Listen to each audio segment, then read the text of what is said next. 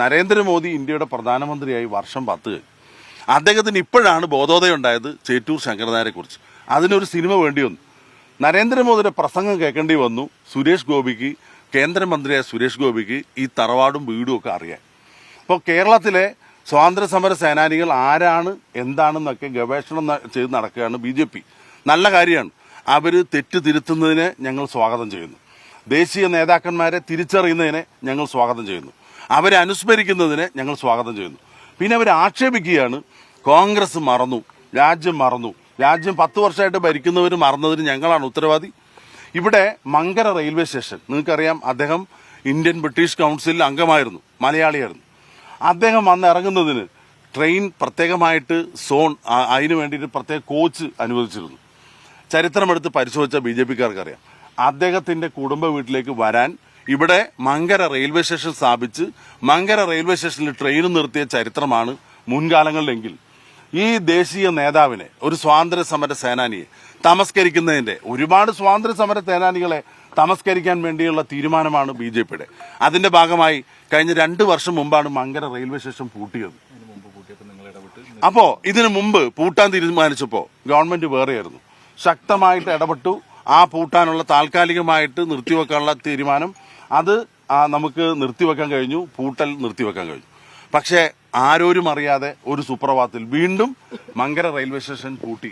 ഒരു ദേശീയ സ്മാരകത്തിനേക്കാളും അദ്ദേഹത്തിന്റെ നാടും അദ്ദേഹത്തിന്റെ പ്രവർത്തനങ്ങളും ഉള്ള ഈ മങ്കര പ്രദേശത്തിനോട് എന്തെങ്കിലും നീതി, അല്ലെങ്കിൽ ചേറ്റൂർ ശങ്കരനായരോട് എന്തെങ്കിലും നീതി പുലർത്താൻ ആഗ്രഹിക്കുന്നുണ്ടെങ്കിൽ BJP ഗവൺമെന്റ്, റെയിൽവേ മന്ത്രാലയം അടിയന്തരമായിട്ട് മങ്കര റെയിൽവേ സ്റ്റേഷൻ തുറക്കാനും തുടർന്ന് ജനങ്ങൾക്ക് യാത്ര ചെയ്യാനുള്ള സൗകര്യം ഏർപ്പെടുത്താനും തയ്യാറാകണമെന്നാണ് എനിക്ക് ആവശ്യപ്പെടാനുള്ളത്.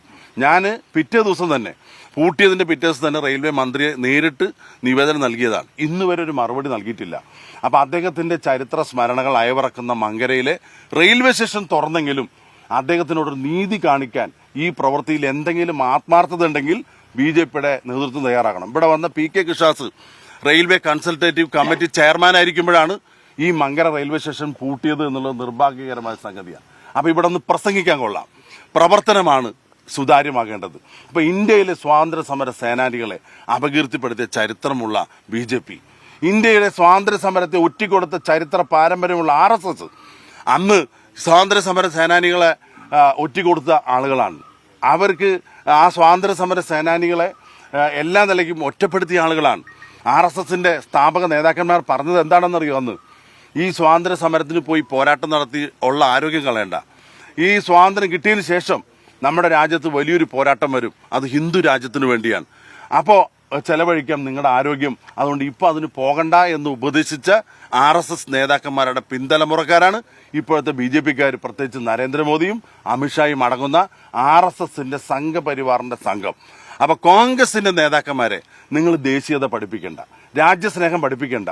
ഞങ്ങൾ ഒരുപാട് രാജ്യസ്നേഹികളെ, മഹാത്മാഗാന്ധി ഉൾപ്പെടെയുള്ള നിരവധി രക്തസാക്ഷികളെ ബലി കൊടുക്കേണ്ടി വന്നിട്ടുള്ള ഒരു രാഷ്ട്രീയ പാർട്ടിയാണ്. മണ്ണിന്റെ മനസ്സും ജനങ്ങളുടെ മനസ്സും ഇന്ത്യൻ നാഷണൽ കോൺഗ്രസിനോടൊപ്പമാണ്. രാഷ്ട്രീയമായിട്ട് ഞങ്ങൾക്ക് തെരഞ്ഞെടുപ്പിൽ തോൽവി സംഭവിച്ചിട്ടുണ്ടെങ്കിൽ അങ്ങനെ കോൺഗ്രസ് മുക്ത ഭാരതം അങ്ങനെ സ്വപ്നം കണ്ട്, ഗാന്ധി മുക്ത ഭാരതം അങ്ങനെ സ്വപ്നം കണ്ട് ഇവിടെ തെറ്റായ കാര്യങ്ങൾ പ്രചരിപ്പിക്കുന്നതിനെ ഇന്നാട്ടിലെ ജനങ്ങൾ തിരിച്ചറിയും. ചേറ്റൂർ ശങ്കർ നായർ ജനിച്ചത് മുതൽ, പ്രവർത്തന കാലഘട്ടം മുതൽ അദ്ദേഹം ഒരു ദേശീയവാദിയായിരുന്നു, ഒരു മതേതരവാദിയായിരുന്നു. അങ്ങനെ ഒരു ദേശീയവാദിയും മതേതരവാദിയും ഏറ്റെടുക്കാനുള്ള ത്രാണിയും കെൽപ്പും ആത്മാർത്ഥതയും ആർക്കില്ല? BJPക്കാർക്കില്ല, സംഘപരിവാറിനില്ല. അതുകൊണ്ട് ഇന്ത്യൻ നാഷണൽ കോൺഗ്രസിന്റെ മഹത്തായ പാതയിലൂടെ സഞ്ചരിച്ച ചേറ്റൂർ ശങ്കർ നായർക്ക് വേണ്ടി ഞങ്ങളെല്ലാവരും ആത്മാർത്ഥമായി പ്രവർത്തിക്കുന്നുണ്ട്. ആ വഴിയെ BJP വന്നതിനെ സ്വാഗതം ചെയ്യുന്നു.